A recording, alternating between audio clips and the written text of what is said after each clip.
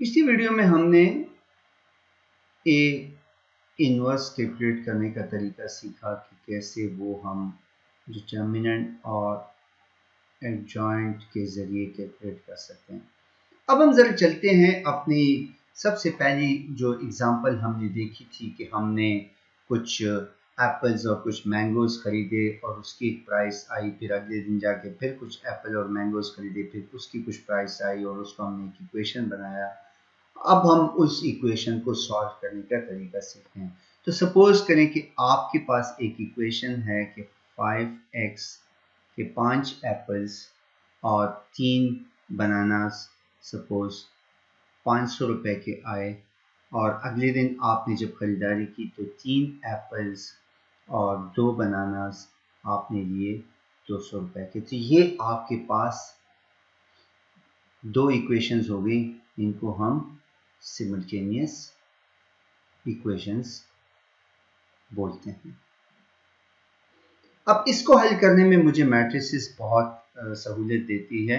अगर मैं इसको लिखना चाहूँ तो मैं इसको लिख सकता हूँ कि 5 3 3 2, ये हमारे पास पहला मैट्रिक्स बन जाएगा। यहाँ पर मैं x और y और इसको मैं बराबर करता हूँ 500 और 200 के।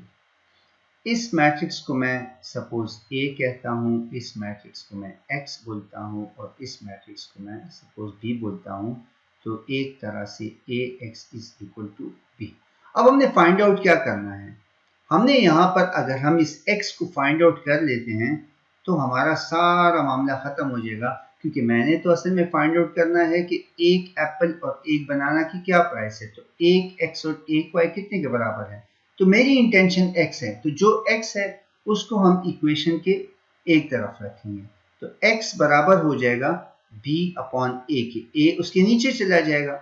अब इसी a को अगर मैं ऊपर लाता हूं तो ये a इनवर्स बन जाएगा। तो अगर हम इस मैट्रिक्स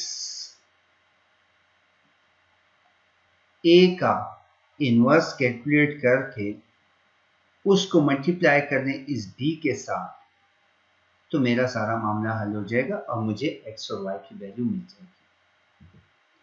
तो चलिए एक आसान एग्जांपल लेते हैं और उस पे इस मेथड को अप्लाई करते हैं और देखते हैं कि हमारे पास क्या आंसर आता है। सपोज करें कि हमारे पास एक इक्वेशन है x minus 3y is equal to 0 और एक और इक्वेशन है 2x प्लस y इक्वल्स 7। अब अगर मैं इसको मैट्रिक्स फॉर्म में लिखता हूँ तो ये चीज़ मेरे पास 1 माइनस 3 2 1, x और y को मैं यहाँ पर लिख लेता हूँ और यहाँ पर मैं लिखता हूँ 0 और 7। आपने नंबर्स में कंफ्यूज नहीं होना, देखते जाएं। यहाँ पे 1 था उसको मैंने यहाँ पे लिखा है, यहाँ पे -3 था उसको मैंने यहाँ पर लिखा है, यहाँ पे 2 था उसको मैंने निचली रो में लिखा है और यहाँ पे एक्चुअली 1 एग्जिस्ट कर रहा है तो उसको मैंने यहाँ पर लिखा है, और जो इक्वल टू से उस तरफ है उनको मैंने 0 और 7 लिख दिया है। तो अब मैंने फाइंड आउट क्या करना है, मैंने बेसिकली x और y को कैलकुलेट करना है कि किस चीज़ के बराबर है। तो ये हो जाएगा मेरे पास, अगर हम पिछली इक्वेशन को देखें, a इनवर्स इंटू b। अब ये जो मेरा मैट्रिक्स है यहाँ पे, ये जो मेरा मैट्रिक्स है ये मेरे पास मैट्रिक्स a बन रहा है, ये मेरे पास x बन रहा है और ये मेरे पास b बन रहा है। तो पहले हम a का इन्वर्स निकालते हैं। अगर मैं इसको b से मल्टीप्लाई कर दूं तो मुझे मेरे आंसर्स मिल जाएंगे। तो a का इन्वर्स कैलकुलेट करने के लिए a का इन्वर्स हमें पता है कि वो बराबर है 1/a के डिटर्मिनेंट के इनटू एडजॉइंट ऑफ a के। तो अगर आप इस चीज़ को देखें तो a का जो डिटर्मिनेंट है वो बराबर है, हमारे पास a क्या है, a हमारे पास ये है 1 -3 2 n। तो इसका डिटर्मिनेंट मेरे पास क्या आएगा, 1 इंटू 1 -3 इंटू 2 जो बराबर है 1 प्लस 6 जो बराबर है 7 के। और इसी मैट्रिक्स का अगर हम एडजॉइंट ऑफ ए देखते हैं तो वो बराबर है इन दोनों की पोजीशन को बदलें और इन दोनों के साइंस को, तो वो पोजीशन 1 और 1 ही रहेंगे, ये 3 हो जाएगा और ये -2 हो जाएगा। तो बेसिकली इससे हमें पता चलता है कि ए इनवर्स जो है वो है 1/7 इंटू 1 3 -2 1 के, और हम इसको यूँ भी लिख सकते हैं कि 1/7 3/7 -2/7 एंड 1/7। अब अगर मैं इस चीज को मल्टीप्लाई कर दूं इससे, तो मुझे ये वाला मैट्रिक्स के आंसर मिल जाएगा। तो चलिए इसको देखते हैं। बी आपके पास 0 7 है, तो मैं अब क्या करने जा रहा हूं, मैं असल में ए इनवर्स को बी से मल्टीप्लाई कर रहा हूं, जो मेरे पास बराबर है 1/7 3/7 -2/7 1/7, और इसको मैं मल्टीप्लाई कर रहा हूँ 0 और 7 से, 0 and 7।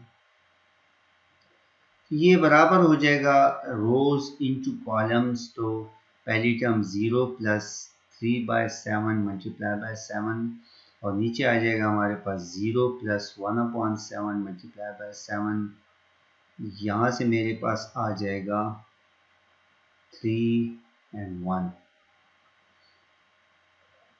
तो अगर आप थोड़ा सा पीछे जाएं तो हमारी एक्चुअल इक्वेशन थी ये, इसका आंसर मेरे पास आया है 3 और 1। अब x बराबर असल में किस चीज के हैं, x एंड y के, तो ऊपर की टर्म करस्पॉन्ड कर रही है ऊपर वाले को और नीचे की टर्म करस्पॉन्ड कर नीचे वाले को, तो हमारे पास x की वैल्यू आ गई 3 और y की वैल्यू आ गई 1। इस वैल्यू को हम वेरीफाई कैसे करेंगे, आपने वेरीफाई करने के लिए अपनी एक्चुअल इक्वेशन पे जाना है। हमारी एक्चुअल इक्वेशन क्या थी कि x -3y is equal to 0, और दूसरी इक्वेशन क्या थी कि 2x plus y is equal to 1। तो चलिए इसमें इस इक्वेशन में हम x और y की वैल्यूज अब वो डालते जो हमारे पास यहां से आई है। तो देखें x क्या है 3, -3 इंटू y क्या है 1, तो 3 - 3 0 इज 0, ये तो ठीक है। यहां पर हम डालते हैं तो 2 इंटू 3 प्लस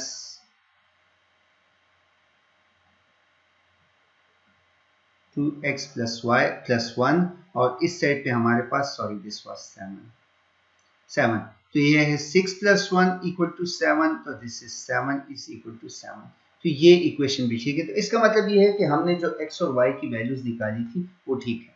यहाँ मैं थोड़ी सी बात करना चाहूंगा कि देखें आप थोड़ा सा कनेक्ट करें अपने जहन में, जो डॉट्स हमने पहले जिनको डिस्कस किया है, ये वही एप्पल और मैंगोज वाली एग्जांपल है, वही x और y की इक्वेशन है, ठीक है, जो हमने सिंपल उससे बनाई कि एक दिन उसने 5 एप्पल्स और 3 बनानास 500 के लिए, अगले दिन उसने 3 एप्पल्स और 2 बनानास 200 के लिए, उसको हमने इस फॉर्म में लिख दिया, सिमल्टेनियस इक्वेशन बनी, उससे हमने ये फॉर्म बनाई, इस फॉर्म को हमने सॉल्व किया और हमें हमारे x और y की वैल्यूज मिल गई, ये एक एप्पल और एक बनाना की प्राइस एक तरह से आ गई। तो ये है मैट्रिसेस की एप्लीकेशन और ये है उसको सॉल्व करने का तरीका। तो मैं उम्मीद करता हूँ कि आपको समझ आ गई होगी। यहाँ पर आप लोग प्लीज थोड़े 2-3 एग्जाम्पल्स को सॉल्व करें ताकि आपको समझ आए, इसके बाद हम फिर आगे चलेंगे। बहुत शुक्रिया।